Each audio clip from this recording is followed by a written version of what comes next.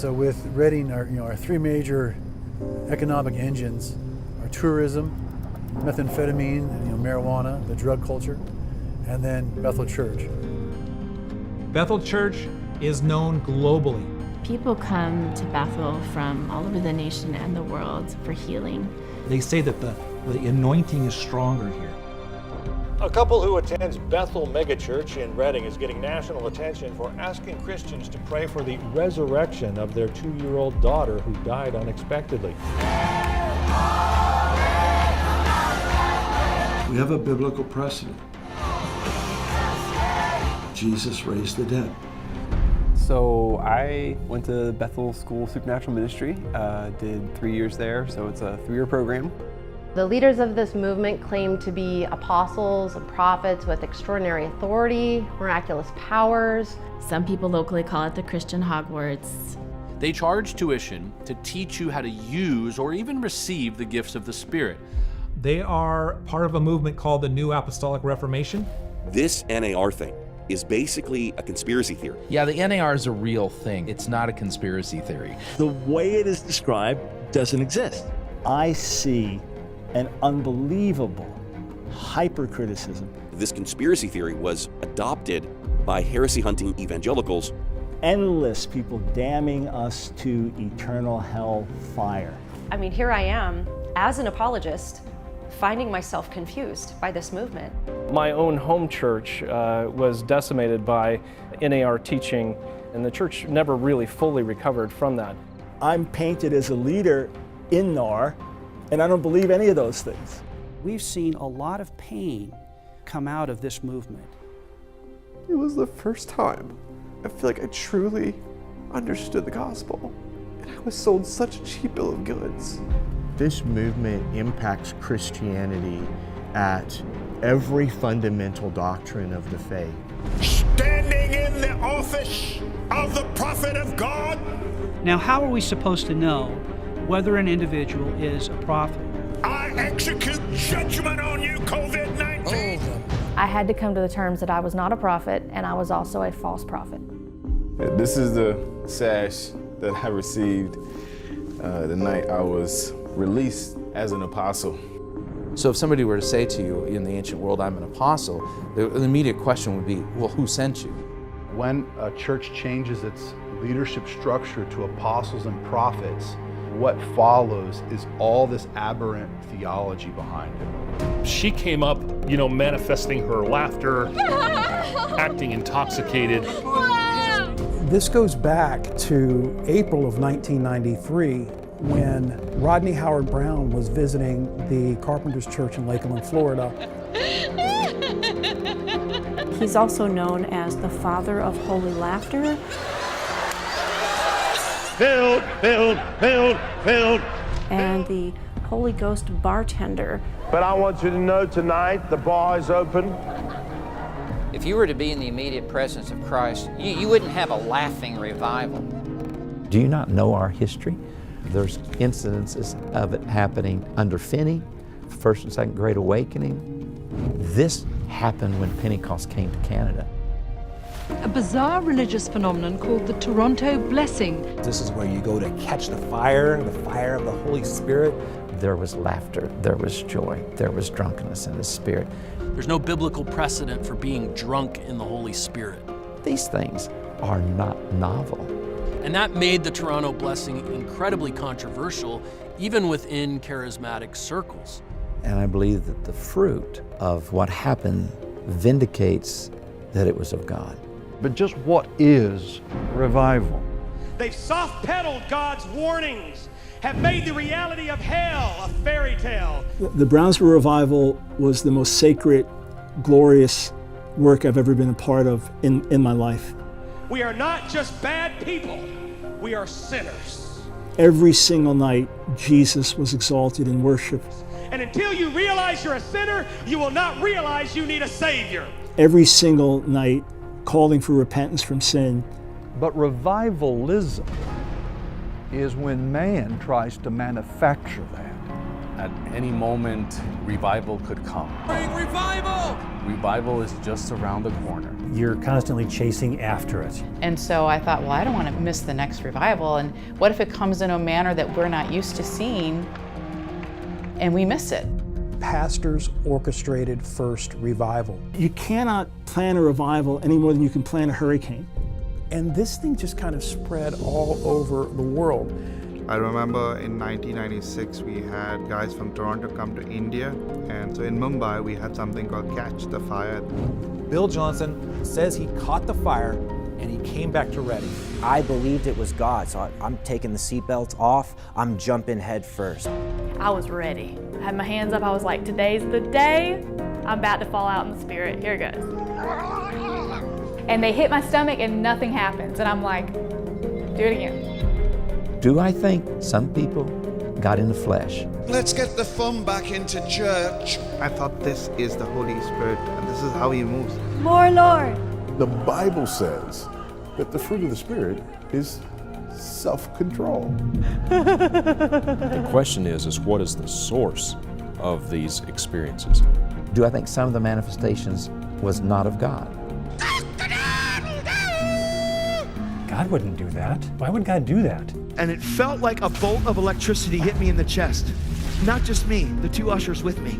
It was as though 1,000 volts of electricity is going through me. The minute I took one step in the fire tunnel, I felt an overwhelming sense of fear. Do I think some of the manifestations was actually demonic? Yes, yes, yes, yes. And as soon as she pulls her hand away from me, she looks at me and she says, "You have unforgiveness in your heart." What we really are doing is we're manipulating people. Did it have its issues? 100%. But the fruit of what God did in Toronto is evident globally. And I can point to hundreds, if not thousands, of testimonies of the amazing things, including my own life, that God did through Toronto. If you want to see the real power of God unleashed, it's not in fake signs and wonders. The real power of God is the gospel. John G. Lake is presented as being this phenomenal healer, credited with hundreds of thousands of healings, miracles, visions, prophecies. I said, God, would you give me the mantle of William Branham? I was born and raised in the Branham message cult following. This was a movement that was not of God in any way, shape, or form. It's been said that those who are cessationists believe in the Father, Son, and the Holy Scripture. And we've essentially ruled out the role and function of the Holy Spirit. But nothing could be farther from the truth. I absolutely believe that God still physically heals people today. I believe God can do miracles. I believe He will do miracles. But only when it is His sovereign will to do so. He's already revealed His will. His will is to heal everyone. But there's something about hearing a physician say to you, I think that you'll be lucky to have 6 months. It's hard to hear. It is really hard to hear.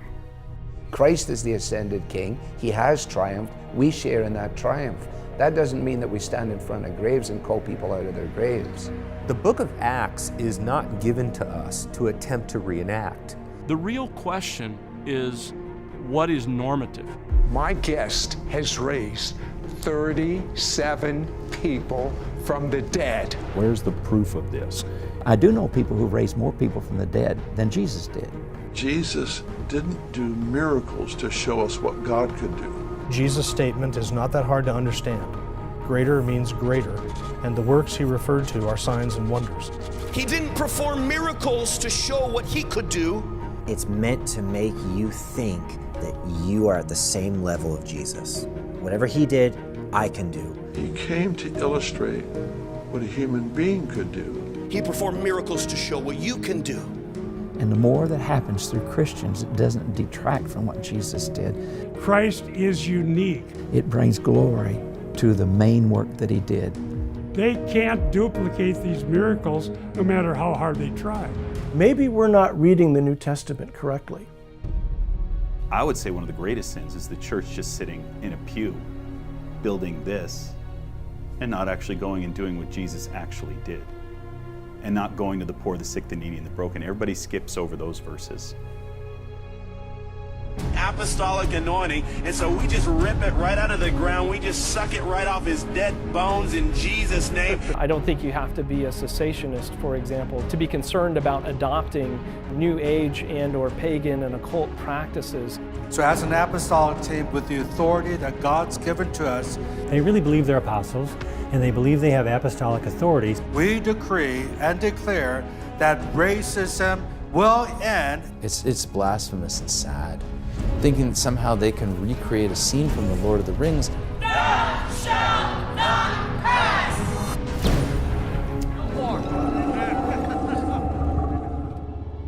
Do you feel like you backed into a boring, dead form of Christianity when you moved out of the NAR movement? No, if anything, I came to life. How was I so prideful? How was I so entitled? I baptize you with water, but one more powerful than I will come, the thongs of whose sandals I am not worthy to untie. He will baptize you with the Holy Spirit and with fire. His winnowing fork is in his hand to clear his threshing floor and to gather the wheat into his barn. But he will burn up the chaff with unquenchable fire. Good to see you. Good to see you too. So, cessationist, continuationist. Yes. Best buddies. Tell the people how it happened, I guess. This isn't about Pentecostalism versus Reformed theology. This is about misrepresenting something beautiful and edifying and sovereignly given by the Holy Spirit.